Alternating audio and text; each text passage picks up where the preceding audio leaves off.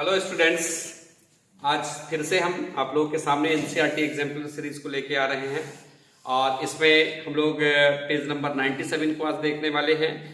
Page number 36 question number को इसके पहले वाले वीडियो में हम लोगों ने एक्सप्लेन किया था। अब इस वीडियो में हम लोग 2-3 क्वेश्चन को और आज देखेंगे। अगर आप लोगों को ये रील्स या वीडियोस अच्छे लगते हैं तो आप इनको लाइक और सब्सक्राइब जरूर करें और मेरे चैनल को बढ़ाने में मदद करें। तो आपका आज का क्वेश्चन है क्वेश्चन नंबर 37 कि all plants give out oxygen during day and carbon dioxide during night. Do you agree with this statement? Give reason. मतलब क्वेश्चन में पूछा गया है कि क्या प्लांट्स, सभी प्लांट्स ऑक्सीजन और कार्बन डाइऑक्साइड, ऑक्सीजन दिन के दौरान और कार्बन डाइऑक्साइड रात के दौरान रिलीज करते हैं। क्या आप इस स्टेटमेंट से एग्री हैं? तो इसका एक्सप्लेनेशन होगा कि एक्चुअली में अगर देखा जाए तो रेस्पिरेशन एक लिविंग ऑर्गेनिज्म में अनवरत चलने वाली प्रक्रिया होती है। ये ड्यूरिंग द डे और during the night all the time होते रहता है। और रेस्पिरेशन में आप सभी को मालूम है कि ऑक्सीजन को एटमॉस्फेयर से हमारे बॉडी के अंदर लिया जाता है और उस ऑक्सीजन को यूटिलाइज करके फूड प्रोडक्ट को तोड़ा जाता है, जिससे हमारे बॉडी को एनर्जी मिलती है। प्लांट्स में भी सेम केस होता है। दिन के समय और रात के समय ऑल द टाइम ऑक्सीजन को कंज्यूम किया जाता है रेस्पिरेटरी प्रोसेस में और कार्बन डाइऑक्साइड रिलीज किया जाता है। बट ड्यूरिंग द डे, लेकिन दिन के समय क्या होता है कि दिन के समय एक और प्रोसेस, एडिशनल प्रोसेस प्लांट में होते रहता है, that is called photosynthesis.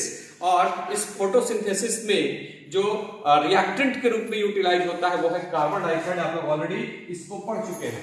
Respiration के दौरान क्या होता है कि इस ग्लूकोज को C6H12O6 ना और 6O2 मिलके carbon dioxide 6CO2 plus 6H2O plus energy in the form of ATP release होता है। तो जो ये कार्बन डाइऑक्साइड दिन के दौरान रिलीज होता है, उस कार्बन डाइऑक्साइड को in the process of photosynthesis, photosynthesis के प्रोसेस में इस कार्बन डाइऑक्साइड को यूटिलाइज कर लिया जाता है सनलाइट और क्लोरोफिल की मदद से ना। सनलाइट और क्लोरोफिल की मदद से इसको फिर से कन्वर्ट करा दिया जाएगा C6H12O6 में ना, और यहां पर ऑक्सीजन रिलीज होगा।